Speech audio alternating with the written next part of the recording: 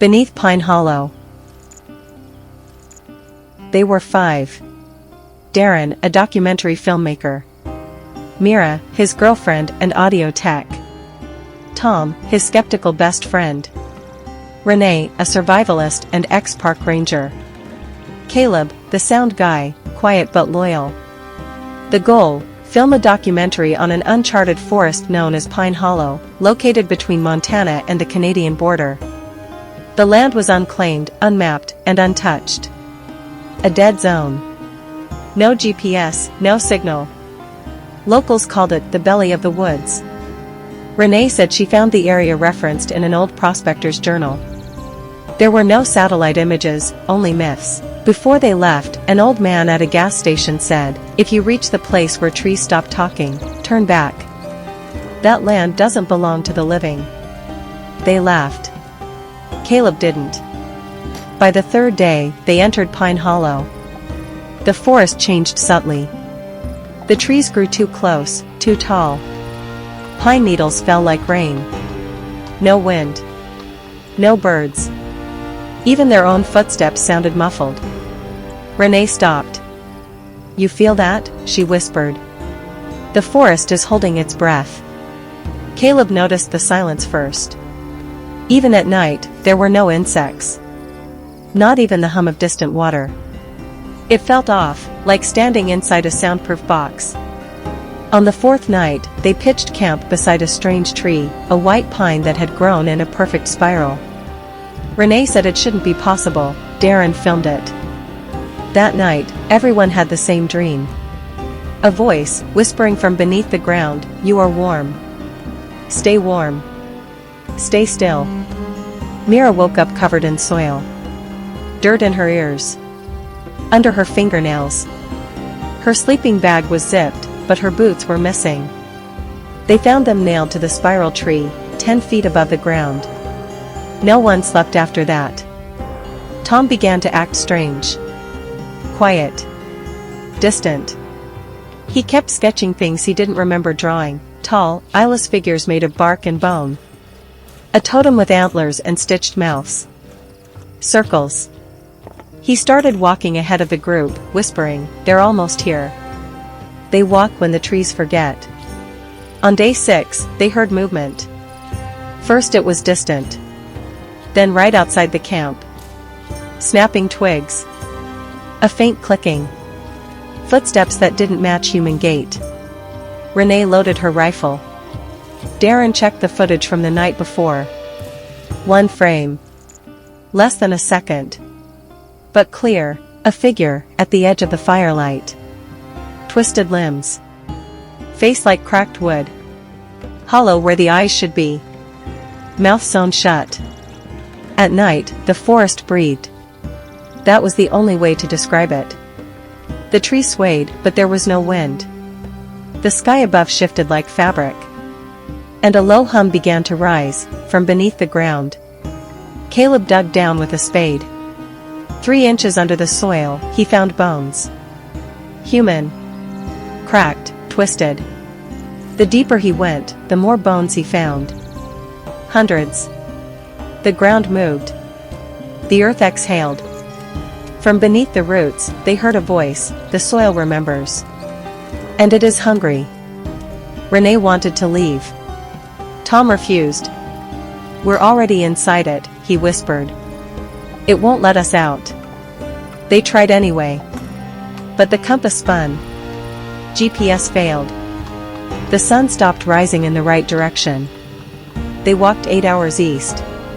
Ended up right back at the spiral tree. Darren reviewed the footage again. There were scenes he hadn't filmed. Footage of the group sleeping.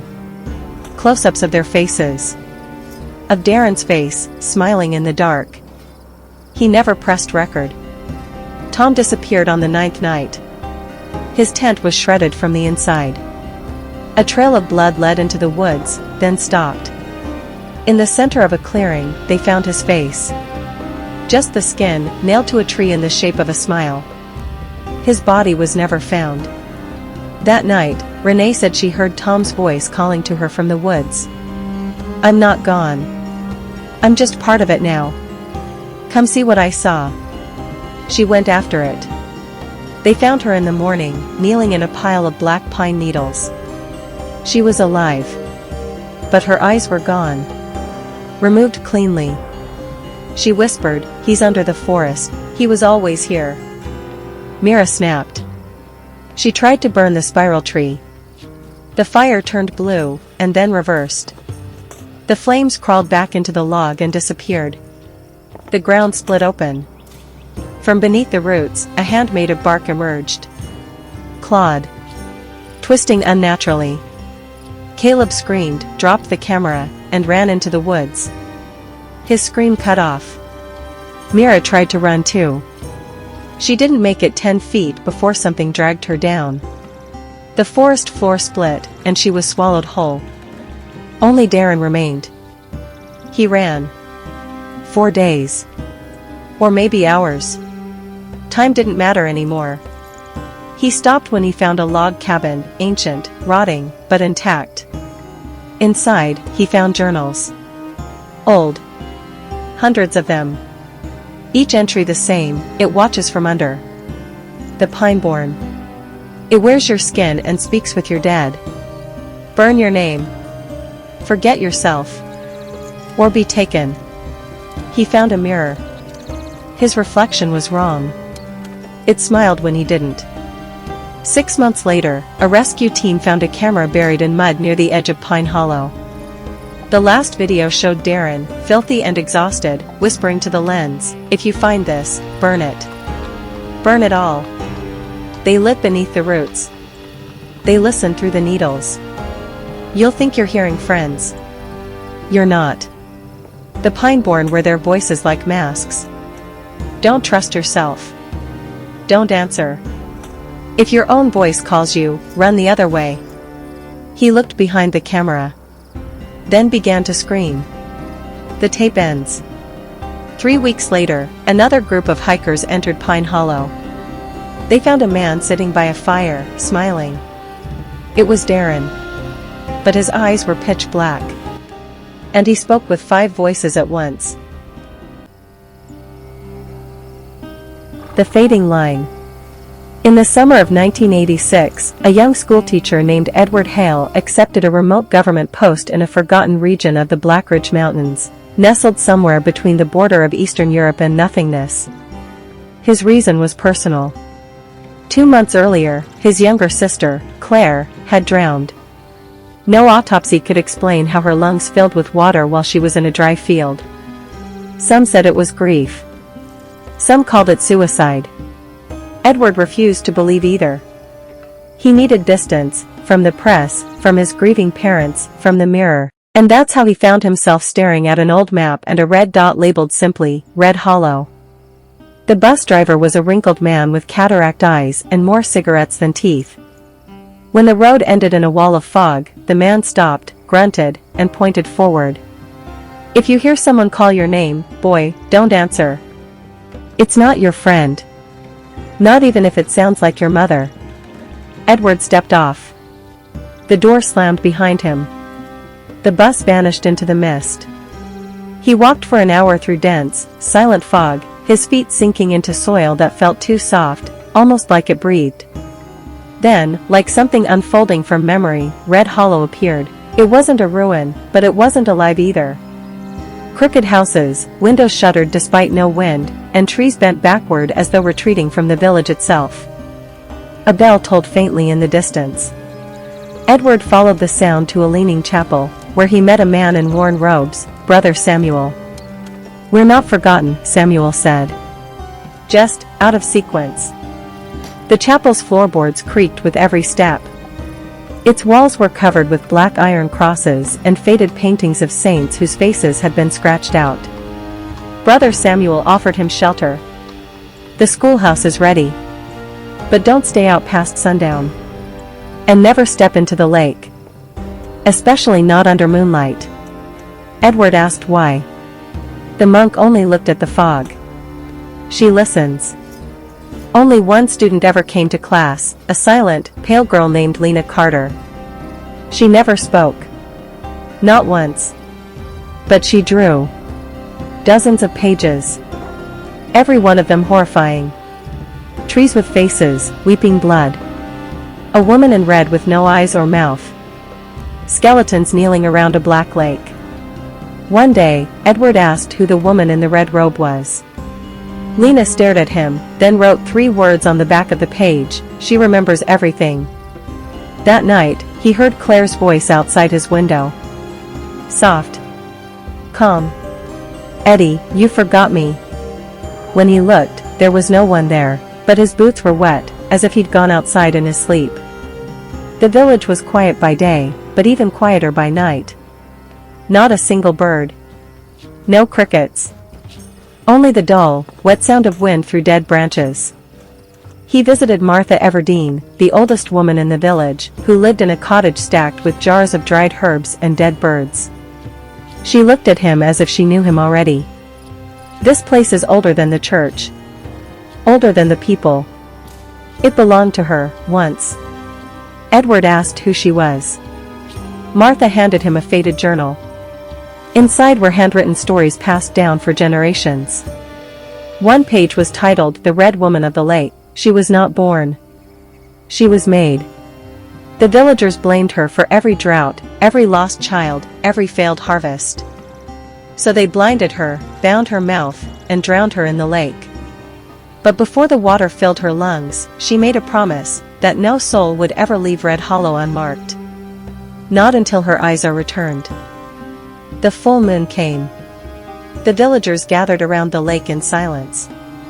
Each one carried a black candle. Edward followed, hidden beneath his coat. What he saw would burn into his memory forever. The lake opened. The water sank down, revealing a staircase made of bone. And from below, she rose. A woman in red. Eyes gouged out.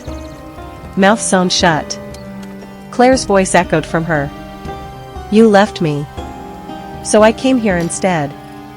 She pointed at Edward. The villagers turned. Their mouths opened.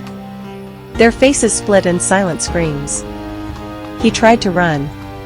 But the lake pulled him in, not with water, but with memory. Only one student ever came to class, a silent, pale girl named Lena Carter. She never spoke. Not once. But she drew. Dozens of pages. Every one of them horrifying. Trees with faces, weeping blood.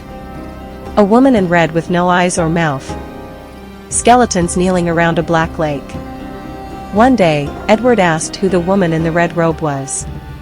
Lena stared at him, then wrote 3 words on the back of the page: "She remembers everything." That night, he heard Claire's voice outside his window. Soft. Calm. "Eddie, you forgot me." When he looked, there was no one there, but his boots were wet, as if he'd gone outside in his sleep. The full moon came. The villagers gathered around the lake in silence. Each one carried a black candle. Edward followed, hidden beneath his coat. What he saw would burn into his memory forever. The lake opened. The water sank down, revealing a staircase made of bone. And from below, she rose. A woman in red. Eyes gouged out. Mouth sewn shut. Claire's voice echoed from her. "You left me. So I came here instead." She pointed at Edward. The villagers turned. Their mouths opened. Their faces split in silent screams. He tried to run. But the lake pulled him in, not with water, but with memory. Years later, another teacher arrived. He too was warned not to enter the village past sunset. He too ignored the signs. And in the lake, below the surface, another red figure now waited. Still. Watching. Eyes open. And smiling.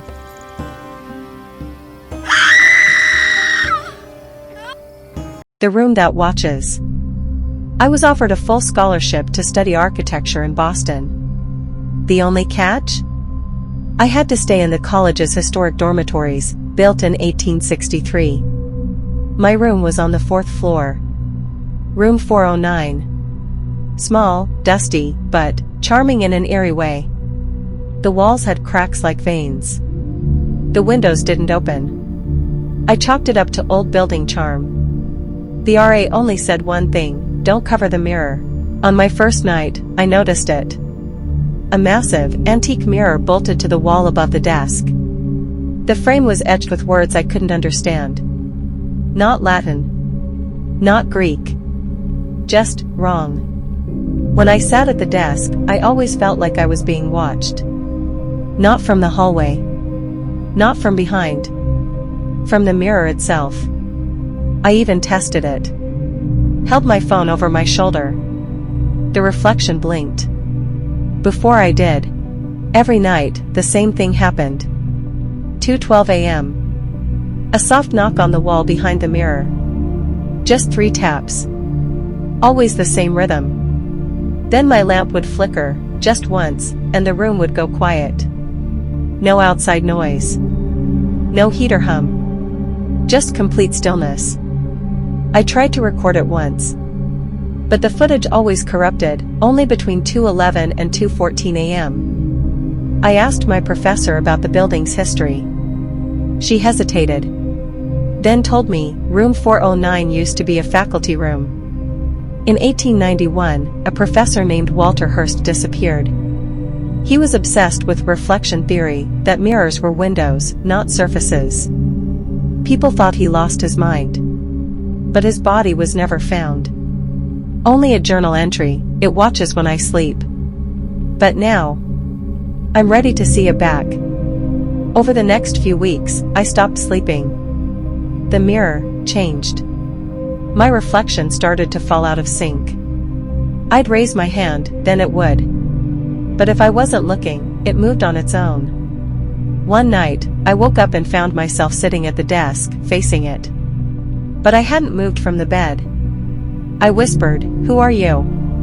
The reflection smiled, and mouthed back, "I'm what's left." I covered the mirror with a blanket. At 2:12 a.m., the knocking started again, louder this time. 3, then 4, then 5 knocks. The blanket flew off. The mirror was black. No reflection. Then it opened. Like a door. Slowly. Something stepped out. Me. But not me. No eyes. Pale. It stared at me. And said, "You covered my only way out. So now, I'll use yours." I screamed. Tried to run. But my body froze. I felt something pulling my mind backward, like I was falling through my own skull. When I woke up, I was at the desk. Looking into the mirror. From the other side. I slammed the glass. Screamed. But the thing, in my body, turned off the lamp and walked away. And now, I'm stuck here. In the dark. Watching whoever moves into room 409 next.